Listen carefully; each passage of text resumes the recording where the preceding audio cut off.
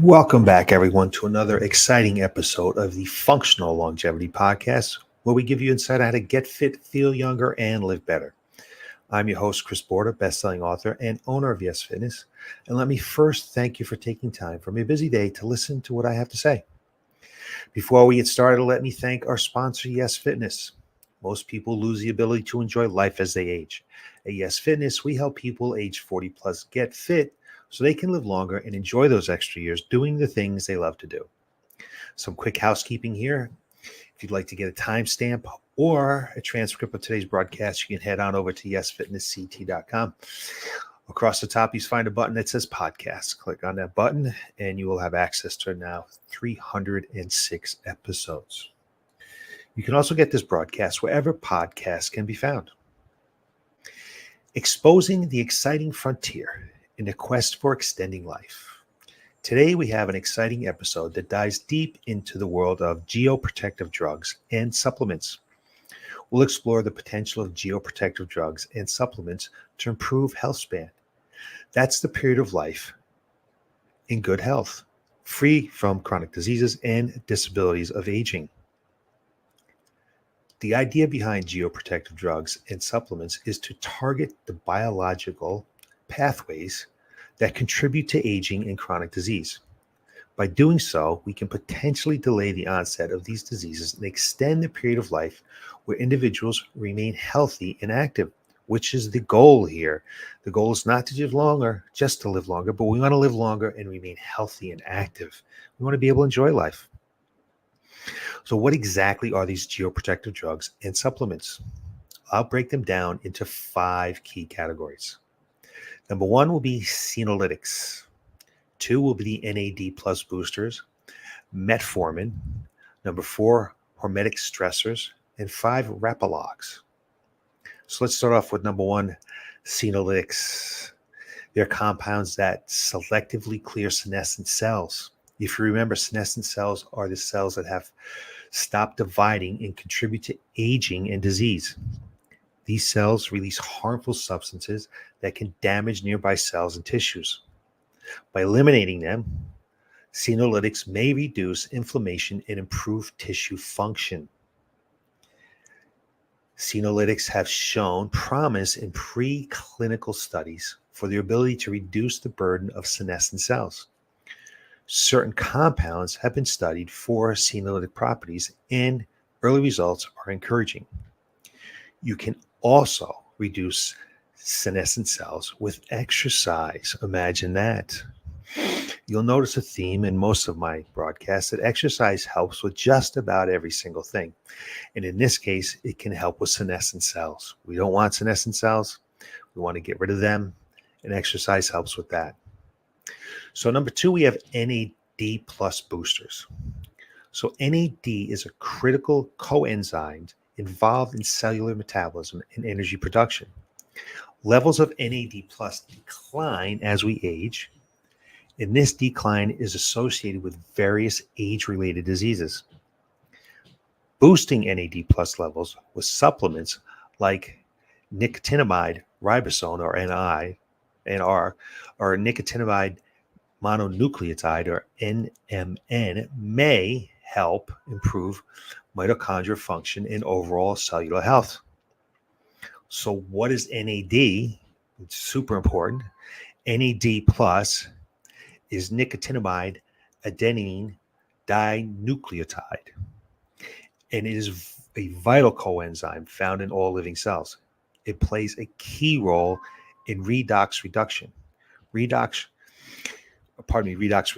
So redox reactions transfer electrons from one molecule to another, which is essential for energy production in cells.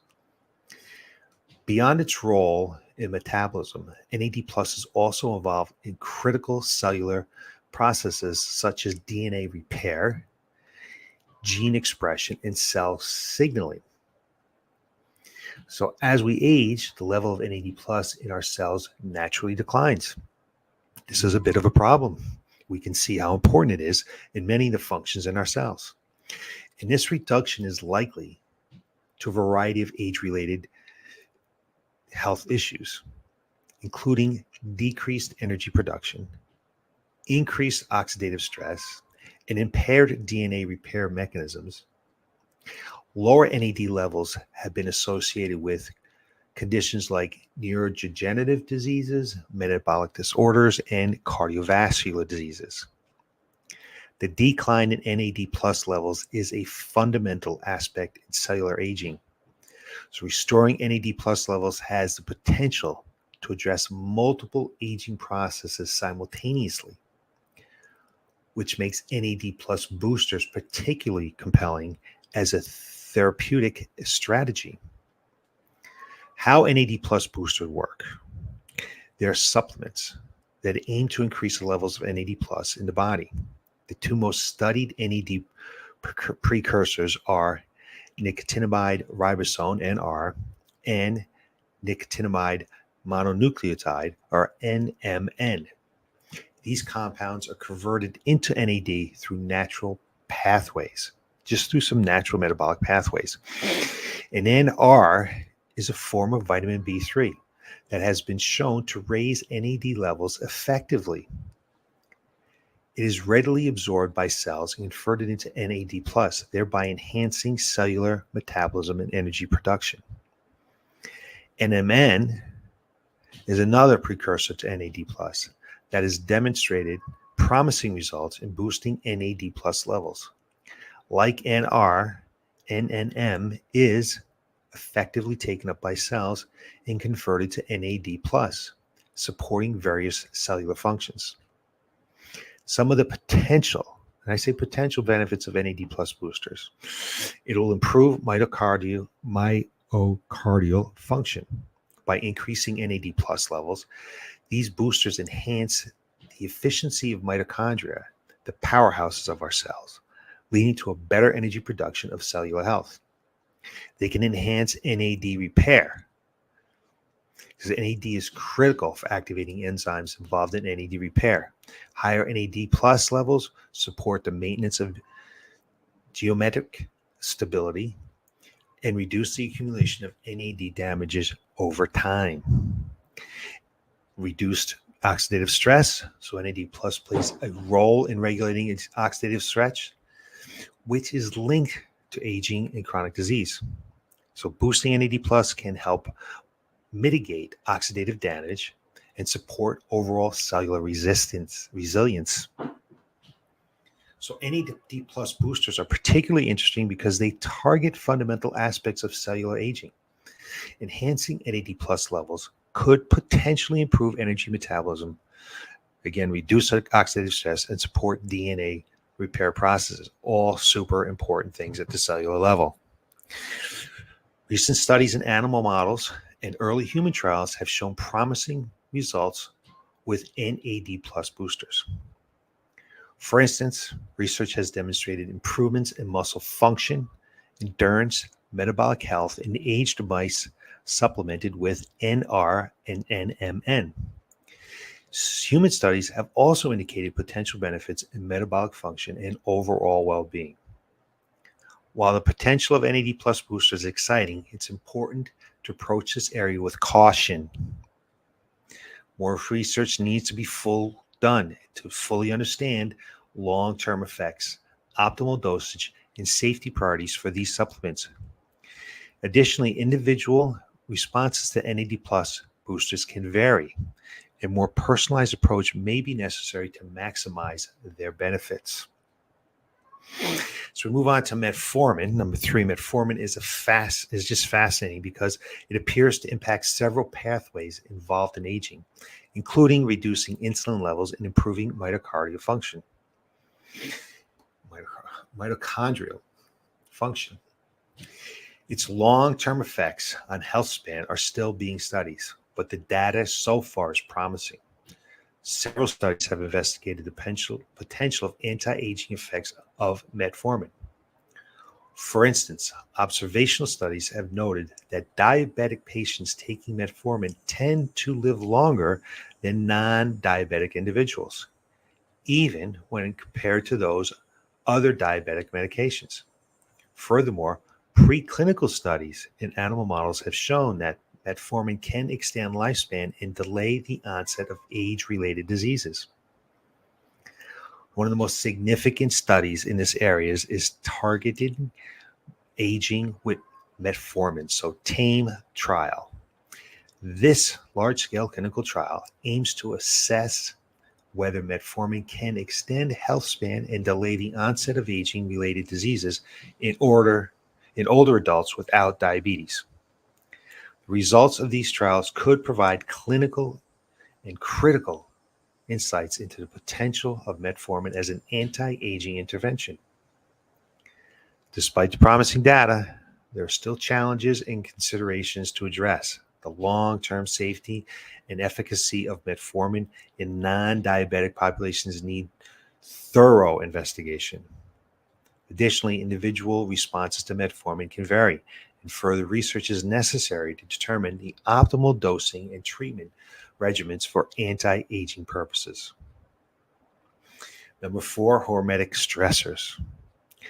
Let's start with some examples of hormetic stressors, which would be exercise, fasting, and exposure to hot or cold.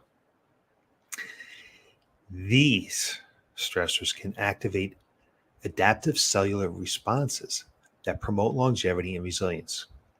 Hormesis is a concept that small amounts of stress can stimulate protective mechanisms in the body. This phenomenon is observed in various biological systems where low doses of potentially harmful stressors induce adaptive beneficial effects on the organisms. So some types of hormetic stressors are, again, exercise. Physical activity is a well-known hormetic stressor. Exercise induces temporary stress in the body, leading to improved muscular strength, cardiovascular health, and metabolic function. Regular exercise also enhances the body's ability to handle oxidative stress and inflammation. Fasting is number 2. Intermittent fasting or periodic caloric restriction can trigger cellular stressors responses that improve metabolic health. Enhance autophagy. Autophagy is the process of cleaning out damaged cells and promote longevity. Fasting has been shown to improve insulin sensitivity, reduce inflammation, and support brain health. All things we'd want to be looking for. And then there's the temperature stressors. Exposure to extreme temperatures such as cold showers, ice baths, things like that, or saunas can induce hormetic effects. Cold exposure can activate brown fat, increase metabolic rates, while heat exposure can improve cardiovascular health and enhance the body's heat shock protein response, which helps in repairing damaged proteins. Hormesis is the concept that small amounts of stress can stimulate protective mechanisms in the body.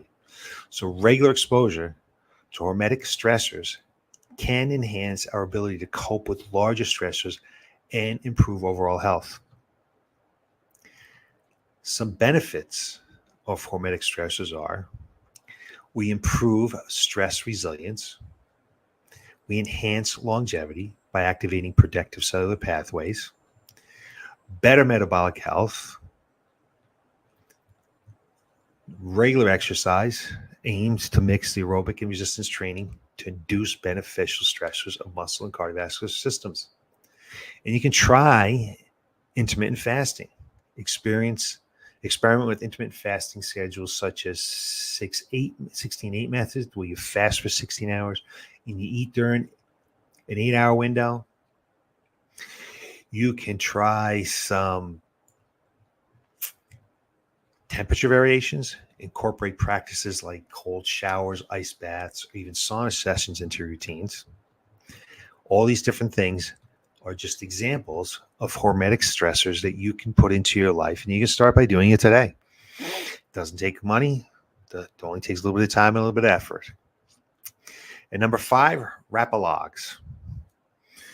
Rapalogs, such as rapamycin, are drugs that inhibit the mTOR pathway. mTOR being mTOR. mTOR, or mechanistic target of rapamycin, is a key cellular pathway that regulates growth and metabolism. It's involved in processes like protein synthesis, cell proliferation, and autophagy. Inhibiting mTOR has been shown to extend lifespan in various animal models, and researchers are investigating whether these effects could translate to humans. mTOR functions in two distinct complexes. You've got mTOR C1 and mTOR C2. mTOR C1 is primarily involved in promoting growth and inhibiting autophagy under nutrient-rich conditions. mTOR2, on the other hand, regulates cell survival and metabolism. Rapamycin primarily inhibits mTOR1C, which leads to reduced protein synthesis and increased autophagy, a process where cells remove damaged components and recycle their parts. You'd want to reduce protein synthesis to possibly ward off cancer. So the mTOR pathway is a key regulator in aging, and rapalogs like rapamycin have demonstrated significant potential in extending lifespan and improving health span. However, these drugs need to be used with caution due to their potent effects on the immune system. But research has shown several promising benefits to mTOR inhibition. One being lifespan extension. Studies in yeast, worms, flies, and mice have shown that rapamycin can extend lifespan. The drug appears to mimic the effects of caloric restriction, a well-known strategy in lifespan extension, which we just spoke about. A hormetic effect, a hormetic stressor. It can improve health span beyond just increasing the lifespan. Rapamycin has been shown to delay the onset of age-related diseases such as cancer, neurodegenerative disorders, and cardiovascular disease. By reducing the activity of mTOR C1, rapamycin can enhance autophagy, reduce inflammation, and improve cellular stress resistance. While the potential benefits of rapalogs are exciting, there are important considerations and challenges here, because it is exciting to be able to inhibit mTOR, right? So immune system effects. Rapamycin is a potent immunosuppressant, which is why it's used to prevent organ transplant rejection. These immunosuppressive effects can increase the risk of infections and potentially limit the long-term use of rapamycin for anti-aging purpose. We got dosage and timing. Determining the appropriate dosage and timing of rapamycin administration is critical. Too much inhibition of mTOR can lead to unwanted side effects, which too may not provide the desired anti-aging effects. And we have individual variations. The response to rapalogs can vary significantly amongst individuals. Genetic factors, existing health conditions, and overall lifestyle can influence how one responds to mTOR inhibition. Excuse me. Ongoing research aims to better understand the balance between benefits and the risks of rapalogs. Scientists are exploring ways to modulate the mTOR pathways more precisely, potentially targeting mTOR1 without affecting mTOR C2 to minimize the effects while maximizing the health benefits. Additionally, researchers are investigating other compounds that may have similar effects to rapamycin, but with fewer side effects. For those interested in the potential benefits of mTOR inhibition, it's important to approach this area with caution, consulting your healthcare professional, and considering ongoing research findings are essential steps. As the research progresses, more refined and safer interventions targeting the mTOR pathway may become available. So the potential of geoprotective drugs and supplements to improve health span is an exciting frontier in the field of longevity science. And I hope today's insights provide a valuable roadmap for understanding these interventions might help us live longer, healthier lives. We need to stay on top of this because the research is changing daily on these topics. So what we say today may not be true 6 months from now, may not be true 3 months from now, may not be true 4 years from now. So you need to stay on top of the science and the research. You can listen here. I'm always on top of that research for you, letting you know the best ways that you can improve your life to live longer and healthier. So if you enjoyed today's episode, be sure to subscribe, leave a review, and share it with your friends. So stay tuned for more insight on how to get fit, feel younger, and live better. Thanks for watching.